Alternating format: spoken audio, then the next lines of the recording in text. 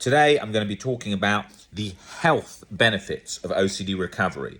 When I recovered from OCD, I realized very quickly how worn down my body had been for so long.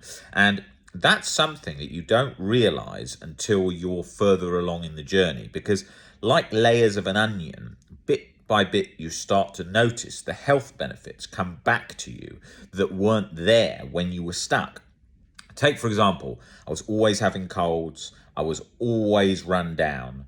I was always fatigued. I was always wanting to sit down or lay down. And you can always see that along the recovery journey. The energy just comes back bit by bit by bit. And what happens is you start to think about the whole way you view your life in all areas. So you start to feel more energetic, wanting to do more things, wanting to go to more things. Maybe you don't want to go to a lot of things. Maybe you just want to do more things in your in whatever thing you're interested in. But you wouldn't want to. You don't have to sign up, what I mean, and be social and go to loads and loads of events. But you just genuinely feel more alive. Now, I've just been in the gym and just had a workout, and I thought to myself when I did that, when I used to be so taxed by OCD over and over it hitting the body, my body used to feel so tired. So every rep used to feel fatigued, joints used to feel fatigued. I used to think, can't wait to get this over and done with and get out. I'd get the endorphins high at the end of the workouts, but overall I was feeling very fatigued. And obviously physical anxiety would hit you bang, smack in the face early in the morning when you get up, and that's the nature of it.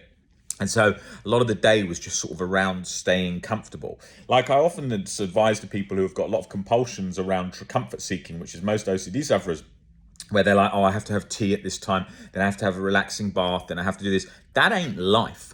Like when I look at a lot of sort of certain motivational speakers that I like that are good. If I look at, like, say, Eckhart Tolle, I think Eckhart Tolle has some great stuff on living in the now, but I'm not sure how great he is at dealing with lots of stress, because he doesn't even look like he likes going on social media. He said even just going on Twitter for a few seconds stresses him out so much he has to put his phone down. I mean, he doesn't look like he can handle the most stress, whereas I look at other sort of people like Tony Robbins and so on, and I think, God, he could handle so much adversity, so many difficult things, because he's sort of trained his mind to be in that position. And I think recovery is very much like that. It's about building a mental robustness. Now, that's not to say anything bad about Eckhart Tolle. I think overall, a lot of the stuff he does in the now, the work he's done on in regards to the now is so key and so beneficial. But there's things that we will all like about different people. And I'm sure that on a day-to-day basis, he's very relaxed, but I don't know how much his environment has changed around that.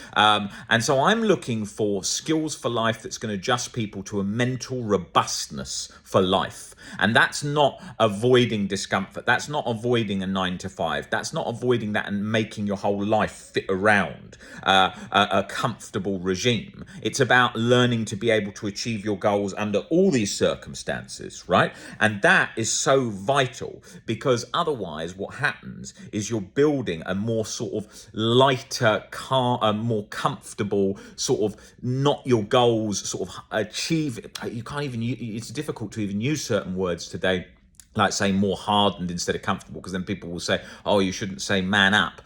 It's not that. If you're looking at things in life that are to do with being robust and overcoming things, of course men will also feel discomfort. Of course men will feel anxiety. Of course men will feel sad at times. That's all understandable. But for men and women, the traits that we want to build on, we want to be strong. Why? Because strong overcomes. We want to be robust because robust persists. So these things make a difference, right? If we're just sort of sitting very comfortable and keeping ourselves very comfortable and not taking on too much work just because of fear of a panic attack, not taking on too much because fear of something else, it becomes this habit of avoidance, right? And that's not the attitude for life. And you see that so much today, where people are so resistant to the difficult things. So it's easier to say, I don't want to do that. That's not for me. That goes against what I want to do. And then it becomes a sort of a vicious cycle of avoidance. Instead, you want to do things that push you, but don't try and accomplish the world in one day, because that quickly becomes a problem, right? Because then you're trying to do too much. I've got to go to the gym 2-3 times a day to get my life back after having so much taken away from me from OCD and so on. That's not good. But you can see in all areas. Like just now I had really spicy food, and I'm currently doing face-to-face one-to-ones in the UAE, and I've just been here for the last 5 days, and like some of the food that I've been eating I've been opting for a spicy option. Now, I wouldn't normally eat spicy food in the past when I was suffering from OCD. One, because I had such bad acid reflux, I didn't want to infuriate that with more spicy food. But actually, going towards discomfort and learning these things, I'm always looking for those options in life. That doesn't mean that I'm going out to be some massive daredevil and opting for every single difficult thing, but it means that most things that would have things of adversity where I thought, oh, don't do that, don't do this. And bear in mind, I had really bad health OCD in the past, where I was going to doctors, going to hospital every week. So you can think of the extent it got to. Now I go to the doctor's hospital once or twice a year. I'd have no chronic anxiety, no chronic guilt. There's nothing sort of in the immediate forefront of my mind that bothers me on a chronic anxious basis. I have the normal things that go on in life, normal obstacles and things like that to deal with. But that doesn't hold me back 24/7, like, oh my God, I'm so scared of this, da da da da da da. And that's what is so key to be aware of. And the main thing that I want to talk about here is, once you recover, you are feeling healthier, you are feeling stronger, which is a good thing. You are feeling calmer in your mind, so that you're able to have more mental clarity in so many areas of your life. These things are excellent steps to the life you want. You don't want a life where you have to just rely on 2 hours of meditation a day, going in the bath for a rest, having a massage, not going on your phone too much. People become obsessed with that now. Oh my God, these dangers of technology. Yes, having a balance, of course. It can become compulsive and it can take over your life, of course. But then the opposite. Oh my God, don't go on your phone. Oh, it's so terrible. Don't do that. Don't play computer games ever. Like, you can play computer games, but just if you're spending hours and hours a day, it's sucking your life, the same as Netflix. Most people who don't achieve things are watching way too much Netflix and playing too many computer games. So this stuff is so key to be aware of for your life and your life goals. The goal is to be healthier, fitter, stronger. Those are great goals. The goal isn't to be, I need to adapt my whole environment to be a super safe space, a super safe zone, so that I'm all nice and comfy and safe. Because that ain't life, because life ain't safe. We have all these ideas today where we're like, oh, okay, well, I'll just do this, and then hopefully then I won't have a panic attack here, and then as long as I'm not too far from a doctor's, I'll be all right, and then I'll wind down and put a wind down app on, and then I'll just watch a relaxing film. This is understandable when you've been struggling with OCD and anxiety. Same as someone's just had an injury, isn't going to rush out and run on their leg, and that would certainly not be advised. But it's the comfort stuff. OCD sufferers are desperate for comfort. There is a million social media accounts plowing out comfort, reassurance advice 24/7, all the time. Reassurancy things like live by your values, you're not a bad person, you're the last person who would ever do this, you're nice, that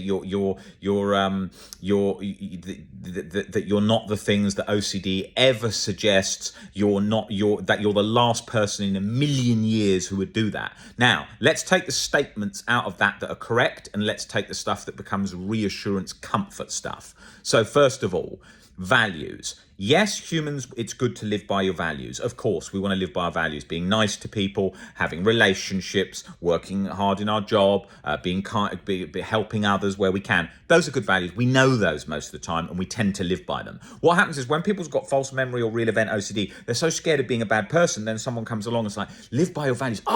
I'm not a bad person. I'm not terrible. Oh, that's great. That's excellent. I'm hearing that. I'm now going to go all about being a good person. And then they're going to compulsively chase being a good person for fear of being a bad person, right? And so therefore, all the content is based around being good, be good, have the value of being good. And you're not the last person to do that. That is a field day for OCD. Because OCD is going to be completely latched to, you mustn't do anything bad. You've got to be good. So you're trying to prove to yourself all the time, I'm good. And if you start reading the book of, say, by Albert Ellis, for example, The Myth of Self-Esteem, and you break that down and see humans are fallible, they can do bad things and good things, but our value is on being alive and human, then we won't be chasing, am I good? Am I bad? Am I bad? That's scary. Am I good? And that sort of back and forth, back and forth, back and forth, which happens. And that's where the values stuff comes in. Because with values, it's important to direct our life through our values, a guide, bringing along discomfort, and off we go. But if we become compulsively chasing that I need to live to my values, that is a compulsion, and it's hugely misunderstood by most. So you have to be aware of that. And in terms of comfort, you hear stuff all the time. You need to take things very gently, maybe take some time off work, stay in a very safe place, all these kinds of things. And this isn't real life, because real life is not safe. Real life has got drama. People aren't going to respect you, your values all the time. People aren't going to say nice things all the time. People are going to say things that are not nice, and they can, because they're humans and they do. And there's no law of the universe out there that says they can't.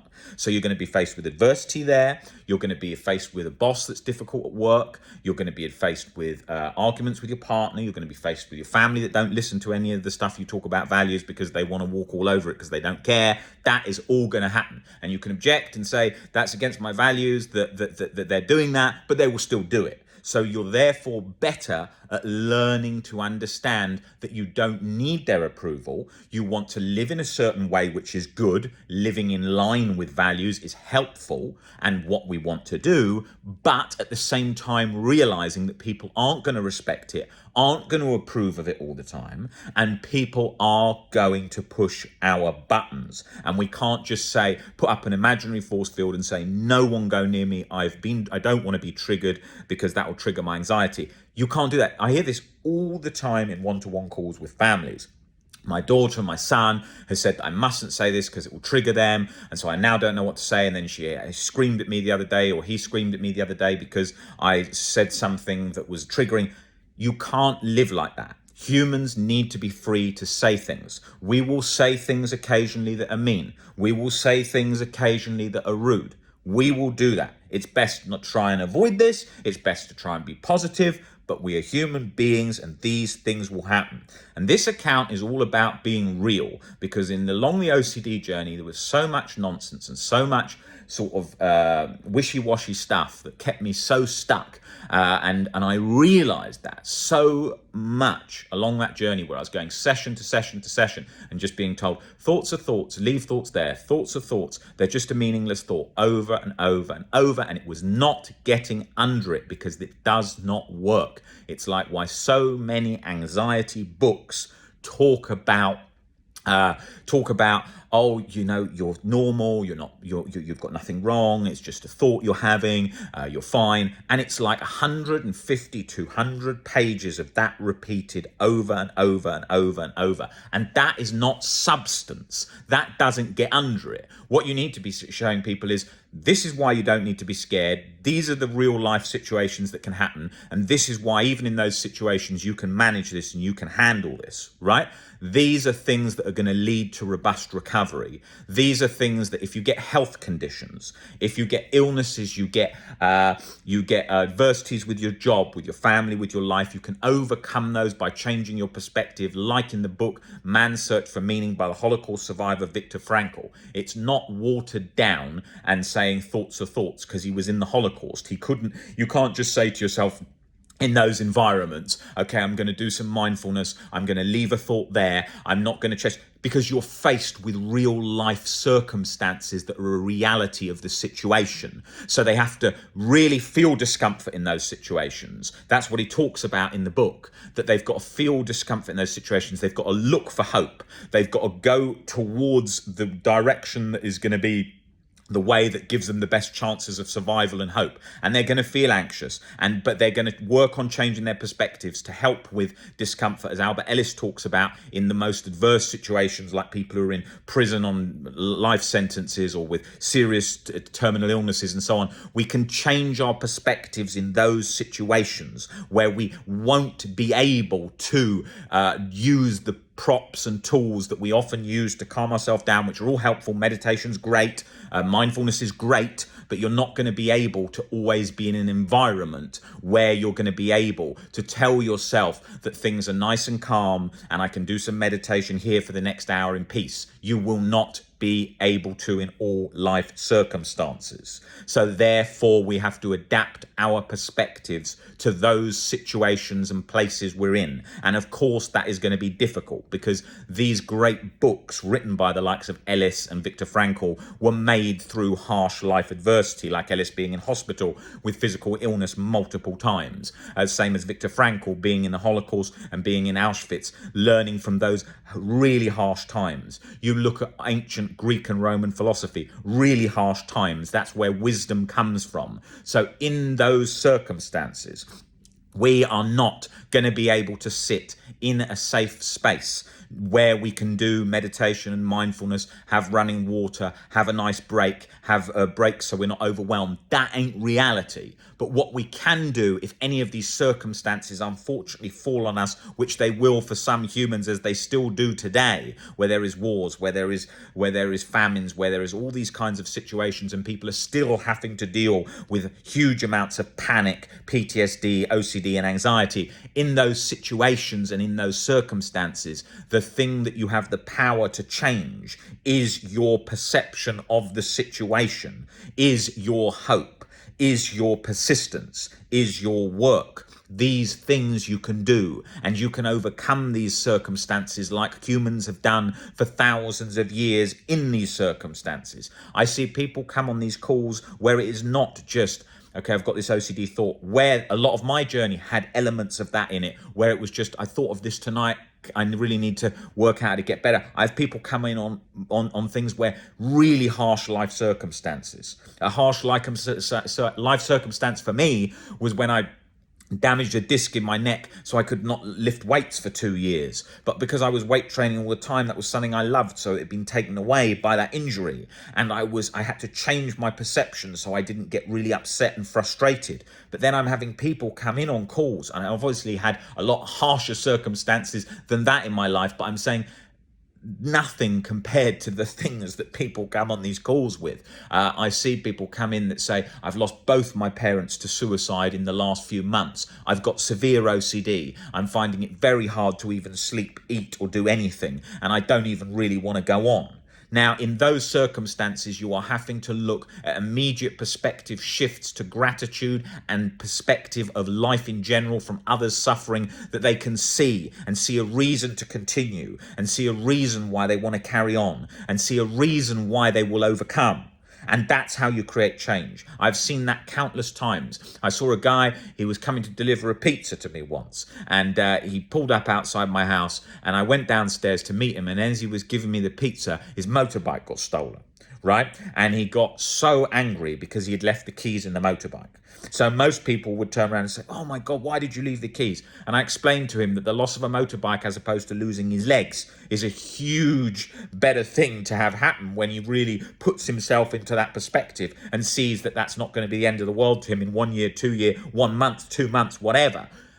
And from a situation of panic and wanting to smash his head against the wall, he realized in that moment that actually losing his bike was not a big deal. And he said, I'm very thankful to see that shift in perspective. And he actually walked out calmly. Now, I don't think he's just going to be completely not frustrated. He will be frustrated about that situation because he will go back to the old irrational thinking of how terrible, how awful. And then the extreme frustration will kick in because obviously he was just learning that there at that time. But if he goes over those rational tools and looks at it in that way, then he won't keep continuously disturbing himself. And that is so key.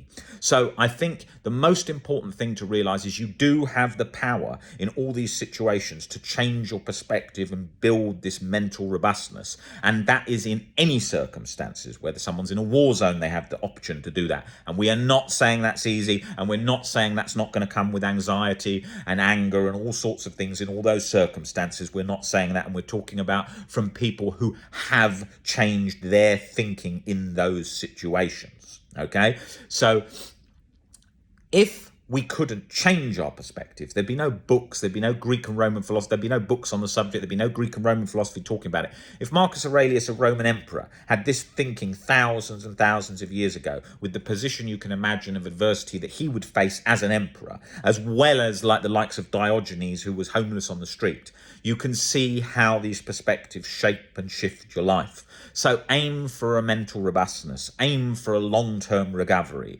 Don't aim for a light-hearted, sort of just soft environment to maintain some level of balance, which never lasts. Now, we've all done that. I spent years in and out of OCD forums all day, getting reassurance, and sort of just a slither of hope now and again where someone wrote something positive, because the environment was so overly negative back then. And one of the main reasons when we built our Facebook group, I wanted it to be a place of hope where people lift each other up, and it was a community that did that. And so today, seeing all these things and having worked with thousands of people and seen all their situations, you have the ability to change your perception of everything, and you can do that. And in today's world, where so much is focused on complaining and a lot of negative attitudes towards a lot of things that we all see in today's world, and we can say that because we do see it, we all see it in so many areas. And of course, there's justified reasons for things where people are complaining for certain things, which has got good fundamental reasons, but a huge amount of it is done from a position which isn't helpful to themselves at all. Because the more we complain, the more we dwell and focus on the negative and the not doing and not achieving and not being able to, and all the obstacles we can come up with in our head. And if we've got anxiety, that will be many. We face a brick wall, a mental barrier in our head. So we've got to take steps towards recovery. We've got to work and really persist. Because if we don't do that, we stand still, and life is risk all day long. There's risk everywhere. If you're sitting in your house thinking, I'm nice and comfy in my bed and I've got TV on, I'm safe. No, you're not. You could have a heart attack in the bed, right? You could lose your job in the bed. Yeah. So then you wouldn't have a house. So all these things are illusions of safety. And then we've got thousands of books that are all about illusions of safety, and things like, and lots of stuff that's to create irrational ideas of how the world functions. The world is hard. The world is difficult. If you try and get on a bus without paying, you get kicked off the bus. If you've got no money, you realise how harsh life is. If you're cold and you're looking for a coat and it's pouring down with rain, you ain't going to get one that quickly. You ain't going to get an umbrella that quickly. Life hits hard, and most people realise that, because life isn't easy. We imagine it's like a film, but in reality it isn't. So it's very, very important that we remember that in all situations and all circumstances, we have the right to change our perspective. Now, I can say here, whilst I'm sitting in a comfy chair, that, perspectives on different things is just shifting your perspective. But I have walked that journey years, 24/7, real event, harm OCD, chronic guilt all day, sensory motor, that torturous latched on cycle all the time, existential OCD, nobody understanding, feeling completely alone in the whole world with that all the time, all body fired up, heart palpitations, acid reflux, all esophagitis, in and out of hospital with problems with my stomach, then damaged disc where just to get out of bed I have to lift my hair because of the damage in my neck. And that's just a few of the things relating to this topic of adversities that have been there in life that I've had to change my thinking to overcome. Now, if OCD was easy, everyone would recover. It's made out to be nice and light and easy, but it ain't, right? And usually those who do make it out easy like that haven't recovered. If the likes of Howard Hughes, who was one of the wealthiest men in the world, pioneers of aviation, was a recluse due to OCD, it's obviously not simplistic. Now, that's not to say it's rocket science. He didn't have the treatment and advice we have today. But with what we've got today, we can recover. We can change our lives. It is not rocket science. It takes practice. It takes persistence. It takes time. And it's damn worth it, because you've only got one shot in this life. Okay, and there ain't no second place when it comes to OCD recovery, because either you recover or you're stuck, right? But there is a difference. When you're stuck, you can still function very well. Even down when I was at 20, 30, 40% something, I was still living life and functioning. You can still do everything with OCD. But what I'm saying is you've got to work towards recovery, because the second position is just stuck. So therefore, recovery is what the focus has got to be on. Okay, so make your life in that way. Work out, go towards your goals, take risks, do all these things, and it becomes a habit. Like, even if I look at this video now and I'm talking, the second half of this video, I can feel that my thinking is going, I'm back into the flow of doing videos because I haven't done one for a while. And that comes in habit. And that's exactly the same as recovery, that when you're doing things and you're persisting and you're changing and you're shifting and you're doing this over and over and over, you will change your life. You will change your life, whatever you are facing. So you are looking to make those shifts to a mental robustness, to an OCD recovery, long-term position of no chronic guilt and anxiety, which is, of course, doable. But the reason it often isn't done by people is because it takes a lot of exposures. Usually, it doesn't always take exposures. It takes a lot of breaking down irrational beliefs. It takes a lot of persistence, reading, education. It takes those ingredients, and then you can recover. It's not doing a PhD. It's just doing more than we expect we need to do to recover. So I wish you guys all the best of luck, kicking off this 2023 on the dark journey to recover from OCD. And I think if you just persist day in, day out, you will get there.